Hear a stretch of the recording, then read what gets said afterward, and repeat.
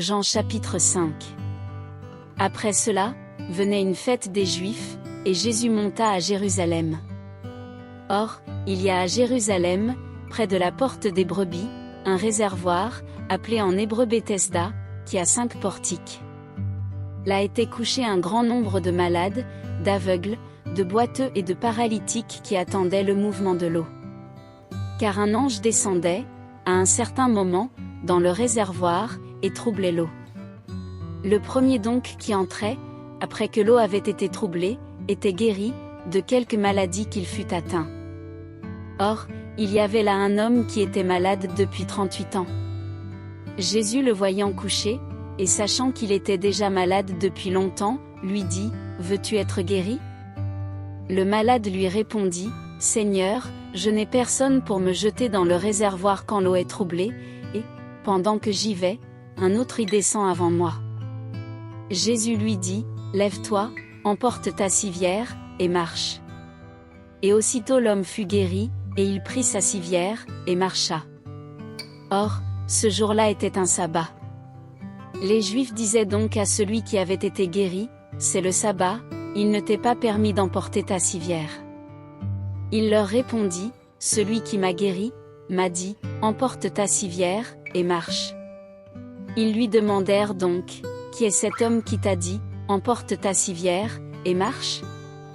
Mais celui qui avait été guéri ne savait qui c'était, car Jésus s'était retiré secrètement, parce qu'il y avait une foule en ce lieu-là.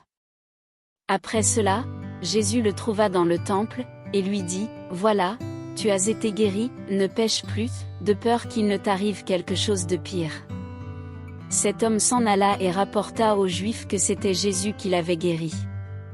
À cause de cela, les Juifs poursuivaient Jésus, et cherchaient à le faire mourir, parce qu'il avait fait cela le jour du sabbat. Mais Jésus leur dit, « Mon Père travaille jusqu'à maintenant, et je travaille aussi. » À cause de cela, les Juifs cherchaient encore plus à le faire mourir, non seulement parce qu'il violait le sabbat, mais encore parce qu'il appelait Dieu son propre Père, se faisant lui-même égal à Dieu.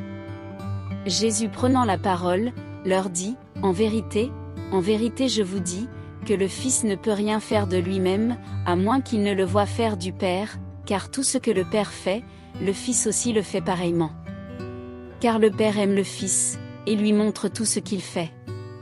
Et il lui montrera des œuvres plus grandes que celles-ci, afin que vous soyez dans l'admiration. Car, comme le Père ressuscite les morts et donne la vie, de même aussi le Fils donne la vie à ceux qu'il veut. Le Père ne juge personne, mais il a donné au Fils tout le jugement. Afin que tous honorent le Fils, comme ils honorent le Père.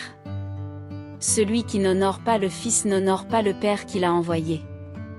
En vérité, je vous dis, que celui qui écoute ma parole, et qui croit à celui qui m'a envoyé, a la vie éternelle, et il ne vient point en jugement, mais il est passé de la mort à la vie. En vérité, je vous le dis, le temps vient, et il est déjà venu, que les morts entendront la voix du Fils de Dieu, et que ceux qui l'auront entendu vivront. Car, comme le Père a la vie en lui-même, il a aussi donné au Fils d'avoir la vie en lui-même. Et il lui a donné le pouvoir d'exercer le jugement, parce qu'il est le Fils de l'homme. Ne soyez pas surpris de cela, car l'heure vient que tous ceux qui sont dans les sépulcres entendront sa voix.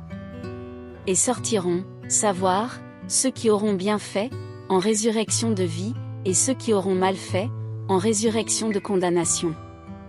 Je ne puis rien faire de moi-même, je juge selon que j'entends, et mon jugement est juste, car je ne cherche point ma volonté, mais la volonté du Père qui m'a envoyé. Si je me rends témoignage à moi-même, mon témoignage n'est pas digne de foi. Il y en a un autre qui me rend témoignage, et je sais que le témoignage qu'il me rend est digne de foi. Vous avez envoyé vers Jean, et il a rendu témoignage à la vérité. Pour moi, je ne recherche point le témoignage de l'homme, mais je dis ceci, afin que vous soyez sauvés. Jean était la lampe qui brûle, et qui luit, et vous avez voulu, pour un moment, vous réjouir à sa lumière. Mais moi, j'ai un témoignage plus grand que celui de Jean, car les œuvres que mon Père m'a donné d'accomplir, ces œuvres mêmes que je fais, rendent de moi ce témoignage, que mon Père m'a envoyé. Et le Père qui m'a envoyé a lui-même rendu témoignage de moi. Vous n'avez jamais entendu sa voix, ni vu sa face. Et sa parole ne demeure pas en vous, puisque vous ne croyez point à celui qu'il vous a envoyé. Vous sondez les Écritures, parce qu'en elles vous croyez avoir la vie éternelle, et ce sont elles qui rendent témoignage de moi. Et vous ne voulez point venir à moi, pour avoir la vie. Je ne reçois point ma gloire de la part des hommes. Mais je sais que vous n'avez point en vous-même l'amour de Dieu. Je suis venu, moi, sous ma désignation de Père, et vous ne me recevez pas. Si un autre vient en son propre nom, vous le recevrez. Comment pouvez-vous croire, quand vous tirez votre gloire les uns des autres, et que vous ne recherchez point la gloire qui vient de Dieu seul? Ne pensez point que moi je vous accuse devant le Père. Moïse, en qui vous espérez, est celui qui vous accusera. Car si vous croyez Moïse, vous me croiriez aussi, car il a écrit de moi. Mais si vous ne croyez pas ses écrits, comment croirez-vous mes paroles ?